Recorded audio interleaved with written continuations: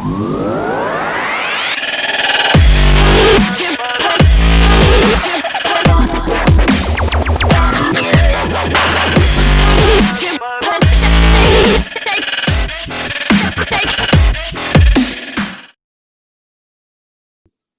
yang ketiga. Kemudian yang keempat tentang pembinaan usaha. Pembinaan usaha. Jadi kami ingin pemerintah lebih sigap lagi kepada terutama untuk pembinaan usaha. Seperti kemarin ya, kami apresiasi lah Pak Jokowi meluncurkan program Kartu Prakerja gitu ya. Ini kan untuk kawan-kawan yang sudah kena PHK gitu. Betul. Nah, mungkin ada program sejenis seperti itu yang diberikan kepada UMKM, Pak. Pembinaan usaha.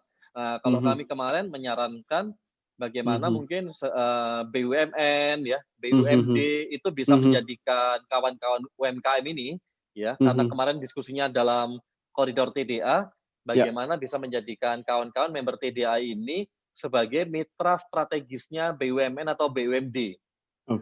Nah, itu yang kita kemarin dorong ke pemerintah. Dan yang terakhir, poin kelima adalah kita minta pemerintah membantu memperluas akses pasar yang dimiliki oleh UMKM. Kalau kami di TDA, kami punya, udah lama kami punya namanya program gerakan Beli TDA.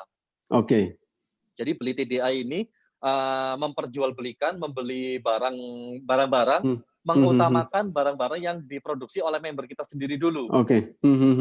Nah, kita minta ini bisa diperluas lagi, pemerintah bisa turut hadir dalam program Beli TDA ini tadi.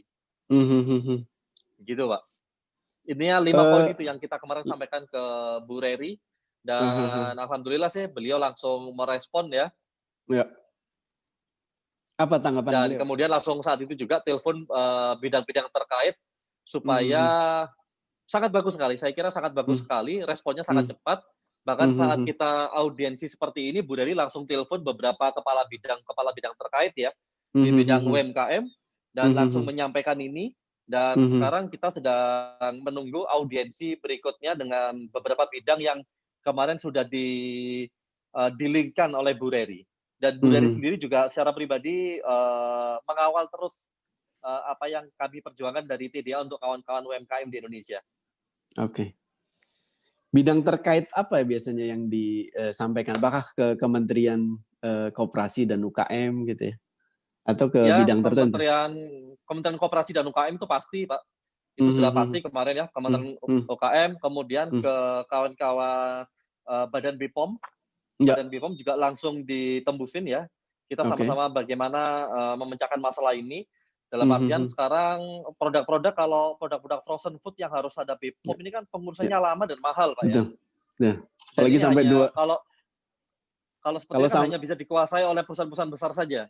Betul. Apalagi kalau sampai 2 bulan ya pengurusannya. Wah, udah nggak bisa ya. Nggak Selama bisa. 2 bulan itu pun juga itu berat sekali lah, berat sekali. Jadi karena sekarang ini teman-teman UMKM kan bukan hanya masalah dia beralih menuju frozen aja gitu ya. Tapi domino efeknya besar, Pak. Masalah kita gimana caranya mempertahankan perusahaan supaya sampai tidak mem-PHK karyawan dan macam-macam ya. Nah, itulah yang kita perjuangkan. Oke, Pak Doni. Kalau tadi kan sektor UMKM ini kan banyak yang melakukan pivot dan masuk ke pemasaran online karena kita masih di tahap work from home gitu ya. Semua orang stay at home dan di rumah aja. TDA melakukan partnering nggak sih dengan para pelaku marketplace di Indonesia supaya paling tidak gerakan ini Beli TDA ketika join dengan para pelaku marketplace di Indonesia, saya kira ini akan bisa lebih cepat ya perkembangan dan juga penjualan gitu ya. Sudah sejauh mana kira-kira kalau secara program? Pak. Kalau dengan marketplace sih sebenarnya ya nggak semua member menjual produknya di marketplace ya. Nggak semuanya ke sana, Pak. Tapi kita sudah melakukan diskusi-diskusi lah dengan kawan-kawan marketplace. Untuk member-member yang bergerak di bidang sana, mereka sudah otomatis lah ya ke sana. Kemudian kami juga menggerakkan member-member di kami yang ada di klub internet marketers untuk membantu lebih memasarkan lagi produk-produk teman-teman member kami TDA. Selain itu kami juga bukan hanya di internal TDA saja, kami juga bekerja sama dengan kawan-kawan pelaku internet marketer ya, yang lain yang punya tools-tools yang luar biasa hebat, tools-tools yang bisa mengoptimasi produk di Facebook, di YouTube, di Google Ads, macam-macam. Ini kami saling bersinergi lah. Makanya ini gerakan juga sebenarnya gerakan menuju yang seperti saya bilang tadi, merajut optimisme Indonesia tadi. Intinya kita butuh persatuan semua pihak, Pak. Kalau sekarang ini, bagaimana kita bisa bersatu dan mengalahkan si virus ini gitulah. Nggak bisa jalan sendiri-sendiri lagi ya. Iya, iya. Kalau dari hasil ketok pintu dengan komunitas-komunitas yang lain, apa tanggapan dari komunitas yang lain? Ya, alhamdulillah ya, semuanya udah pasti 100% setuju banget lah. Intinya kita bagaimana bisa sama-sama, sekarang ini kan sudah nggak bisa kita lagi masalah egois komunitas masing-masing atau egois pebisnis masing-masing gitu ya. Kita harus benar-benar bersinergi, berkolaborasi. Kebetulan kami juga, tagline kami TDA 6 ini, kepengurusan kami TDA 6, tagline-nya adalah kolaborasi untuk negeri. Yang kita usung dari tahun kemarin sih sebenarnya, dan ini sangat terasa saat adanya era corona seperti ini, Pak. Ya, tepat banget ya. Kolaborasi untuk negeri. Tagline. Iya. Oke. Momentum COVID ini juga menjadi makin erat ya antar anggota, antar pengurus gitu ya. Harapan, kalau tadi ada 5 hal yang disampaikan. Harapannya ke pemerintah sendiri seperti apa, Pak Doni? Ke depan. Ya, harapan ke pemerintah sih kita nggak berharap banyak juga lah sebenarnya ya. Dalam artian nggak berharap banyak itu, kami sudah dari awal diskusi dengan kawan-kawan UMKM, kalau bisa kita jangan terlalu membebani pemerintah lah ya saat ini. Karena pemerintah pun juga punya program yang banyak yang harus pemerintah selesaikan. Justru kita harus mengubah mindset, kita bukan menjadi beban pemerintah, tapi kita harus bisa mensupport pemerintah nih gitu. Nah, ini mindset yang sejak awal kita tanamkan di kawan-kawan TDA. Jadi jangan lagi kita cuma sekedar bisa mengeluh ke pemerintah, tapi kita apa yang bisa kita berikan nih buat pemerintah kita supaya kita bisa sama-sama kembali ke normal, kemudian kita saling, nanti setelah normal, yuk kita ngebut bareng lagi gitu. Ngebut lagi dalam bisnis gitu kan. Tapi sekarang ya udah kita bergandengan tangan lagi bareng-bareng. Bagaimana kita bisa bersinergi dengan pemerintah menyelesaikan masalah ini, Pak. Kalau secara data ada nggak sih jumlah outlet yang atau bisnis yang sudah tutup gitu? Atau mereka memang masih survive tapi dengan beralih ke bisnis yang lain? Kalau sekarang ini, kalau yang sampai tutup sih belum ada laporan resmi lah ya, belum ada laporan resmi yang, karena kita memang nggak mendata itu, Pak. Kita nggak mendata berapa sampai toko tutup dan macam-macam. Kita lebih kepada sosialisasi seperti tadi ya, sharing knowledge tadi yang kita lebih kedepankan. Karena kalau sudah sampai urusan tutup dan macam-macam ini lebih ke urusan masing-masing nih kawan-kawan gitu ya. Betul, seperti itu, Pak. Jadi kalau secara data nggak ada, tapi kalau secara dari diskusi internal sih, ya kalau secara PHK aja sudah sangat banyak sekali dari member kami sendiri. Pak Doni, sebagai pelaku bisnis gitu ya, Malang Strudel gitu ya. Saya salah satu konsumen kalau ke Malang selalu beli. Gitu. Terima kasih, Pak. Kebetulan sering diundang seminar ke Malang gitu ya. Sering diundang seminar ke Malang. Kalau pulang ditanya oleh-oleh gitu kan.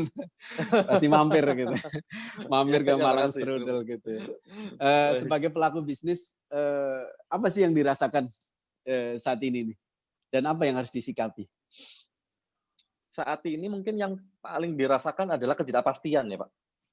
Ketidakpastian. Jadi ketidakpastian itu dalam artian ya kita menghadapi sebuah era yang kita ternyata memang harus benar-benar agile, harus benar-benar cepat beradaptasi gitu ya.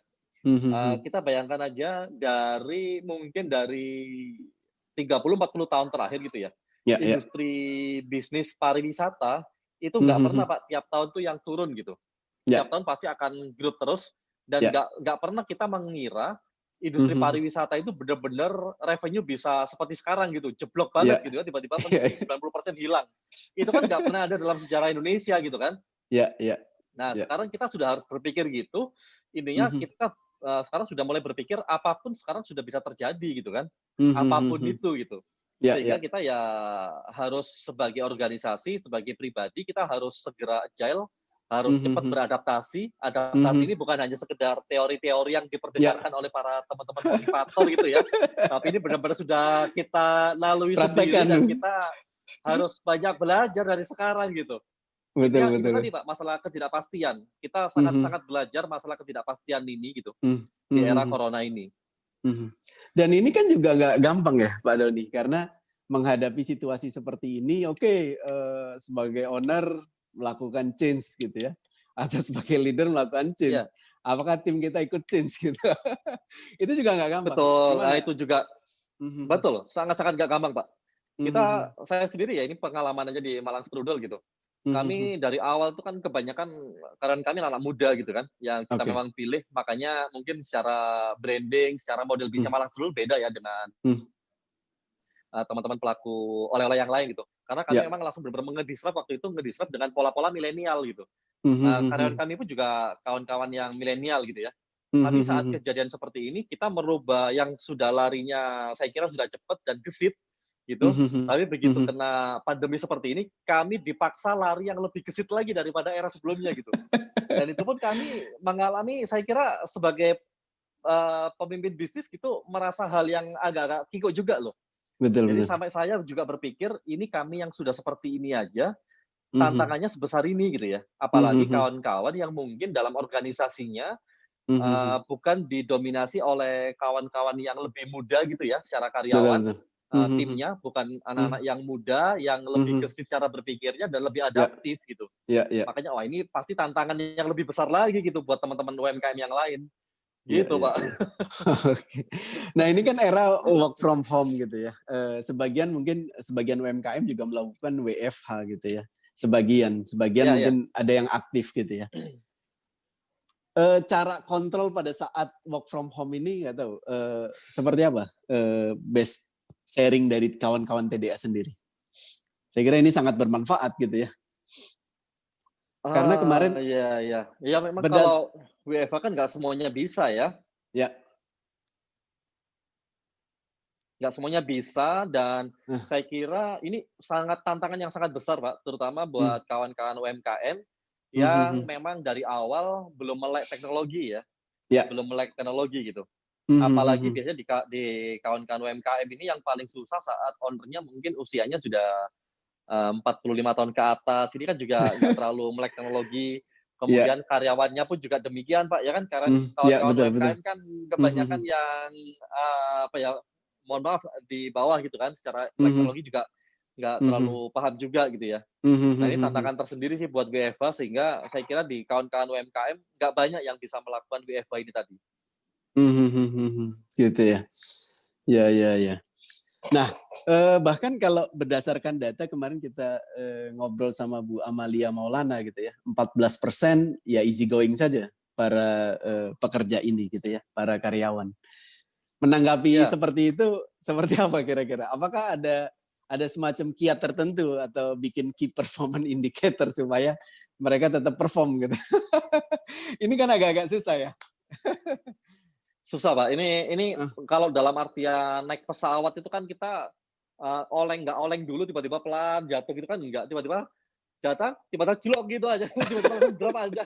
Nah itu kan wah kalau kita naik pesawat itu kayaknya dashboard pesawatnya itu sudah pada bunyi semua gitu ya, bingung gitu kan. Tangting di mana-mana kita sebagai pemilik bisnis juga bingung gitu. Wah ini ngadepin WFH, ini ngadepin masalah keselamatan karyawan, ngadepin lagi omset yang tiba-tiba jatuh, ini indikatornya pada merah semua gitu, dan kita nggak tahu prioritasnya yang mana dulu gitu kan. Nah itu kejadian realnya sih seperti itu Pak. Jadi memang nggak mudah banget ya. Ini kalau pengalaman kami aja di Malang Strudel gitu ya. Kalau kami, saya sendiri selain di Malang Strudel kan juga punya bisnis-bisnis yang lain di industri yang lain Pak. Jadi saya ini memang basic-nya kan di IT sebelumnya ya. Sehingga saya membawa Malang Strudel ini mindset startup IT sebenarnya dari awal sampai sekarang gitu. Sehingga yang kita lakukan sih nggak terlalu ekstrim gitu, karena sudah tiap hari kami ya cara kerjanya seperti ini. Cara kerjanya banyak menggunakan teknologi, cara kerjanya banyak menggunakan Zoom gitu ya. Meeting sudah sering online. Jadi kalau di kami Malang Strudel sih nggak terlalu pengaruh signifikan sebenarnya masalah WFH sama di kantor. Sebenarnya itu. Cuman karena yang sangat berpengaruh ini kan karena industrinya industri pariwisata, yang tiba-tiba wisatawan tuh benar-benar nggak ada sama sekali di Malang gitu kan. Tiba-tiba omset jatuh banget. Nah, ini yang sebenarnya jadi problem utama. Nah, kalau kami di Malang Strudel, yang kami lakukan Pak ya, sharing aja. Dari awal adanya corona itu 1 minggu awal kami langsung membuat namanya BCP, Business Continuity Plan. Jadi kami langsung bikin BCP yang kami bagi dalam beberapa tahapan-tahapan waktu itu. Jadi tahapan pertama kami membuat, saat corona sudah masuk Indonesia, tapi belum masuk Malang nih, apa yang harus kami lakukan gitu ya. Kemudian tahap keduanya, kami membuat lagi, saat corona ini sudah mulai masuk di Malang nih, ada ODP, PDP sudah ada di Malang, tapi belum ada korban meninggal gitu. Nah ini kami harus bikin implementasinya di tahap kedua tadi, sudah mulai membagi karyawan Pak kami, membagi karyawan masuk. Jadi bagaimana caranya karyawan itu terbagi dalam beberapa kelompok. Nah ini kami sudah pikirkan dari awal. Contohnya yang kami takutkan tuh misalkan gini, misalkan aja ya, nauzubillah min dzalik, tiba-tiba ternyata bagian purchasing kita atau bagian merchandise kita ada yang terkena corona, sampai dia kemudian ditarik pemerintah dan diisolasi 14 hari di rumah sakit. Wah, jangan sampai adanya 1 orang ini diisolasi, perusahaan nggak bisa jalan kan? Nah, ini kan repot gitu kan? Nah, makanya kita bikin tadi itu. Jadi karyawan pun juga kita bagi-bagi dalam beberapa kelompok besar. Yang antar kelompok itu jangan sampai pernah bertemu dalam bekerja. Kelompok A, kamu kerja di hari Senin, Rabu, Jumat. Kelompok B, Selasa, Kamis, Sabtu. Nah, sehingga kita aman. Kemudian struktur organisasi juga dibagi 2. Misalkan finance ada 2 orang. Dan 2 orang ini jangan sampai pernah saling ketemu gitu kan. Kalau misalkan satu itu sudah kena COVID, satunya lagi masih bisa backup. Nah, itu yang kita sudah planning dari awal di Malang Strudel. Itu tahap keduanya. Kemudian tahap ada antisipasi. Kemudian tahap ketiganya, saat PDP, ODP di Malang ada, dan kemudian di Malang itu sudah ada korban meninggal. Bahkan mungkin di Malang sudah ada PSBB gitu ya. PSBB. Nah, ini kami harus seperti apa? Mulai harus work from home. Di work from home itu apa aja yang diatur? Menuju work from home kan juga nggak langsung 100% juga Pak ya. Jadi harus bertahap juga. Ini mungkin yang WFH pertama mungkin bagian finance nih bisa, bagian marketing nih mungkin bisa dikerjakan di rumah gitu-gitu kan, tapi nggak semuanya langsung tiba-tiba bisa gitu ya. Perlu beberapa minggu menyesuaikan itu tadi. Nah, yang terakhir adalah tahap keempat, ini saat kondisi sudah nggak terkendali. Karena kami melihat dokumen-dokumen dari luar negeri itu kayak seperti di Italia gitu ya, sampai ada penjarahan, sampai banyak mayat-mayat bergelimpangan di jalan, itu seperti apa penanganan dari kami gitu. Nah itu, jadi intinya lebih membuat, lebih membuat planning yang detail dan strategis saja sih Pak. Karena kita sama-sama nggak ngerti ini seperti apa gitu, planningnya jadi harus kuat, gitu. Ini udah fase masuk ke berapa nih? 3 ya atau 2 tadi? Ini udah keempat ini. Udah keempat. Sudah keempat, sudah nggak bisa kita kendalikan lagi ya secara omset. Sudah ini kita mau ngelakuin hal apapun juga nggak bisa. Iya. Pak Doni, ini kan kalau kita bagi nih dalam 1 tahun ada kuartal 1 Januari sampai Maret, kuartal 2 gitu ya. April sampai Juni. Yang paling parah ini kan kemungkinan di kuartal kedua gitu ya. Mudah-mudahan kuartal 3 dan 4 membaik gitu ya. Di Malang Strudel ini plan secara marketing sendiri seperti apa biasanya supaya bisa menjadi sharing buat kawan-kawan yang lain. Ya, baik. Jadi kalau kita belajar Pak ya, ini banyak juga di sharing di WhatsApp group di mana-mana itu kan ada 3 fase ya. Yang saya kira ini juga semua orang secara pribadi, secara organisasi, secara bisnis akan mengalami 3 fase ini. Fase pertama itu kan fear zone ya, fase ketakutan gitu kan. Di awal-awal dulu waktu di bulan Maret, kita semuanya takut gitu. Karena itu tadi ketidakpastian dan macam-macam. Fase kedua adalah fase belajar, learning zone gitu ya. Kita masuk dalam fase belajar tadi, kita mempelajari habit baru orang itu seperti apa, konsumen baru itu kayak gimana, new normal itu seperti apa. Dan fase ketiganya adalah fase growth ya, growth zone. Sudah bertumbuh kita di sana. Ini saya kira semua orang akan mengalami 3 fase, tinggal startnya masing-masing orang ini beda-beda gitu kan. Kapan fase belajarnya, kapan fase bertumbuh gitu. Ada juga yang sampai sekarang ini masuk fase ketakutan doang loh. Sudah 2 bulan ini masih fase takut terus. Ya kan Pak? Belum fase belajar gitu. Nah, belum move on. Kami menyadari itu, kami di awal belum move on. Jadi kami juga menyadari itu di Malang Strudel. Kami itu butuh waktu kurang lebih 1 bulan ya mungkin ya, 1 bulan, 1 minggu lah, 5 minggu. Kami itu dalam masa ketakutan, Mbak. Mhm. 5 minggu masa ketakutan. Kemudian bulan ke-6 kita sudah mulai menemukan ritme pola konsumen itu seperti apa, kami ngamatin Oke. market gitu ya. Yang Mhm. kalau kami di bidang pariwisata, itu kan target marketnya mungkin 90% adalah wisatawan gitu ya. Betul. 100% lah, boleh dikatakan 100% Di luar wisatawan. Malang Dan ya saat gitu ya. wisatawan nggak ada, ya di luar Malang. Nah, akhirnya kami kemarin mengubah strategi, salah satu store kami yang ada di tengah kota, di Jalan Soekarno-Hatta, Malang, kami Ya, rubah menjadi seperti model bisnis minimarket, oke. yang kami akhirnya di sana menjual kebutuhan masyarakat sehari-hari, seperti Mhm. frozen food, Oke. kemudian camilan gitu ya, Oke.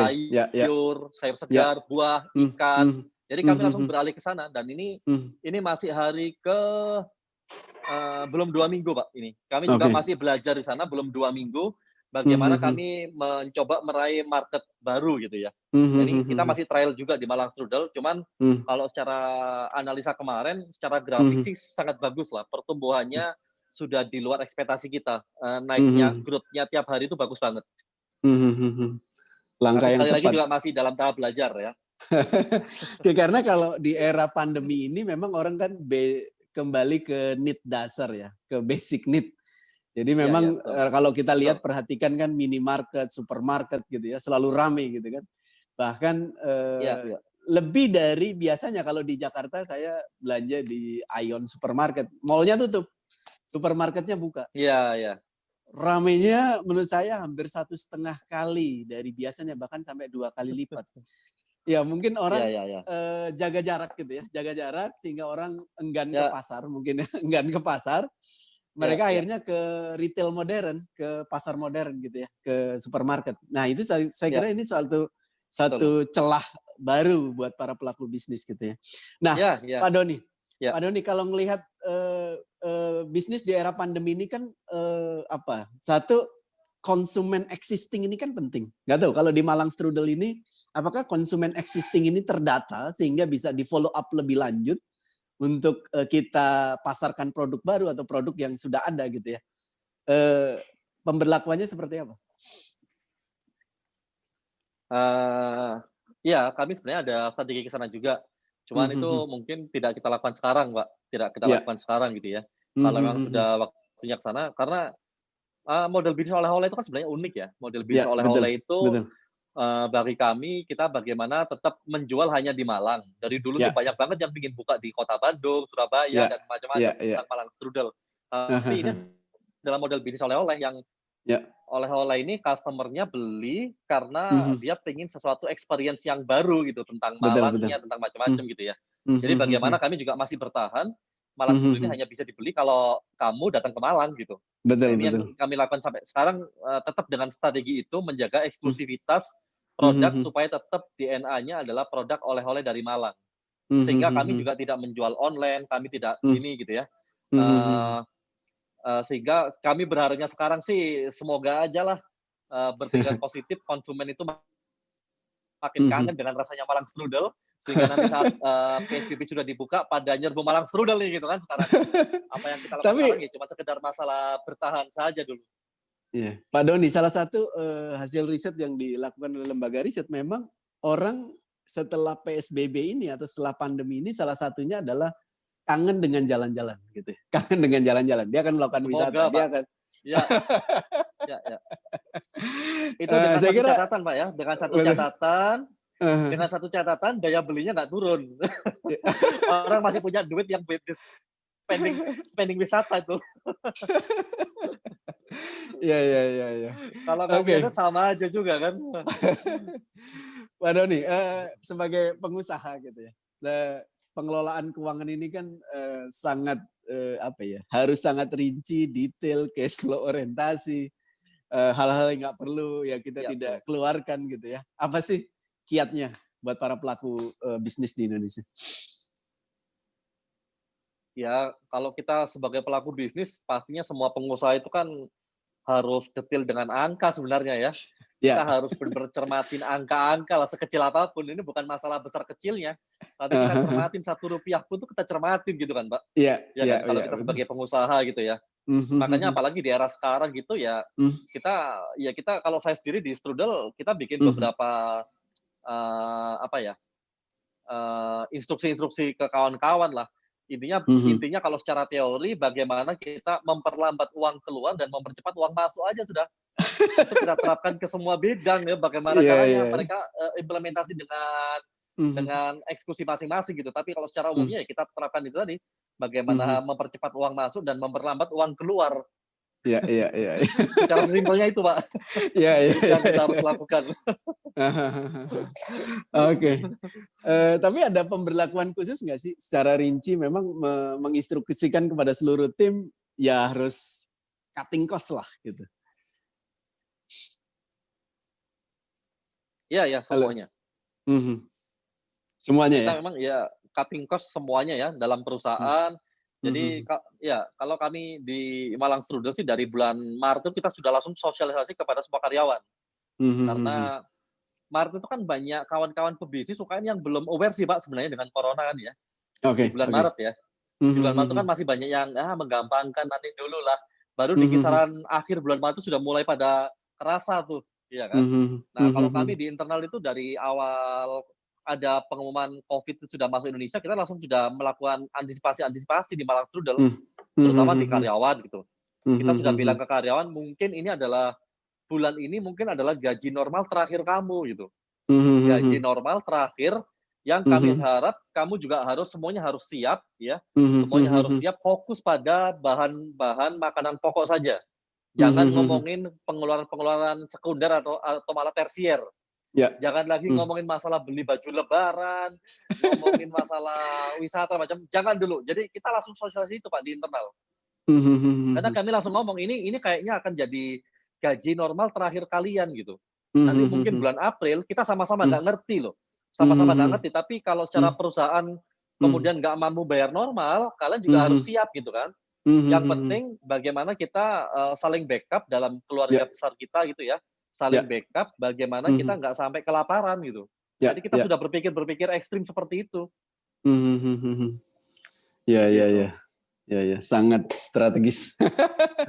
Pak Doni, kalau dari sisi konsumen nih, ini kan sebagian tadi ada yang sudah pivot gitu ya, Malang Strudel gitu ya, dengan menjual berbagai aneka kebutuhan.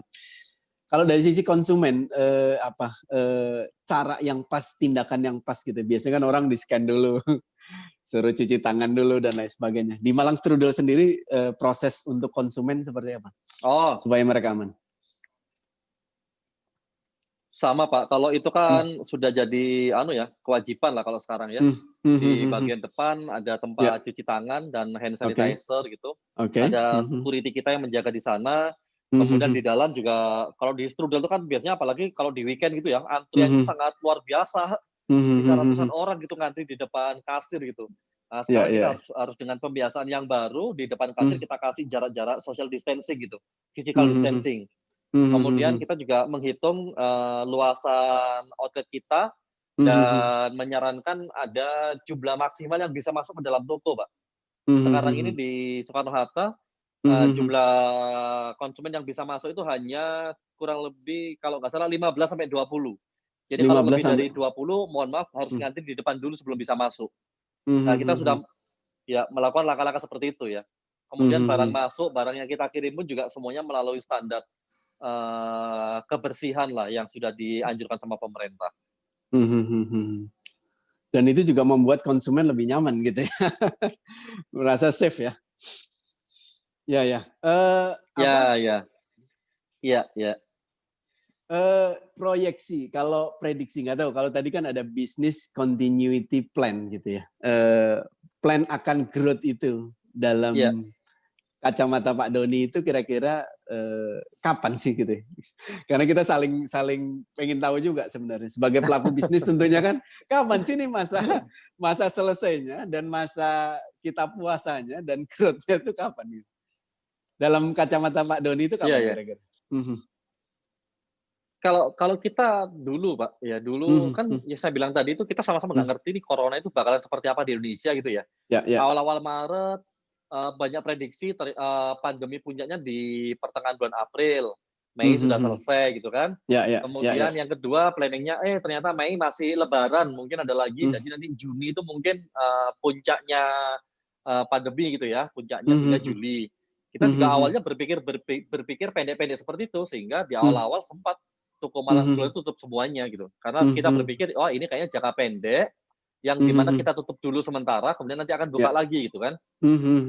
Nah, setelah kita melihat yang tadi saya bilang fase belajar tadi, kita memperhatikan sepertinya dunia ini sudah berubah gitu loh. Meskipun nanti corona selesai, ini pasti akan ada new normal gitu ya, sesuatu yang berubah.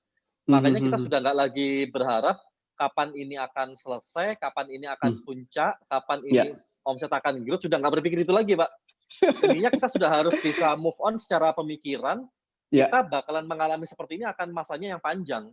Sehingga bagaimana sekarang menyesuaikan kondisi bisnis kita sekarang, secepatnya menyesuaikan dengan habit orang-orang yang sekarang gitu.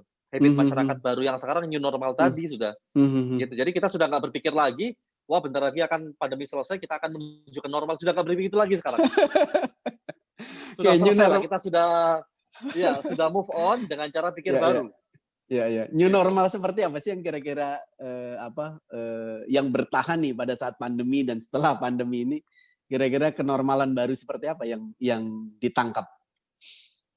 Ya, new normal baru itu kan intinya sekarang orang-orang pasti akan lebih aware terhadap kesehatan ya. Itu udah pasti. Semuanya pada ketakutan itu. Dari masalah aware kesehatan tadi itu pasti turunannya ya masalah makanan yang harus higienis gitu-gitu kan. Nanti mungkin kami kira sih mungkin di teman-teman kuliner yang mungkin dapurnya kurang higienis ini pasti akan bakalan banyak ditinggalin sama konsumen nih. Karena mereka ketakutan gitu kan. Wah, ini jangan-jangan membawa virus nih. Masalah higienis tadi gitu kan. Oke. Itu berdampak besar ya buat para pelaku bisnis. Sangat berdampak besar. Kemudian masalah tadi physical distancing gitu ya di dalam area outdoor itu seperti apa penjagaan itu kan lebih ini pasti akan berjalan akan lama sekali Pak. Kalau kami kira sih lebih dari 1 tahun ya mungkin seperti ini. Orang masih menjalankan itu ya, physical distancing.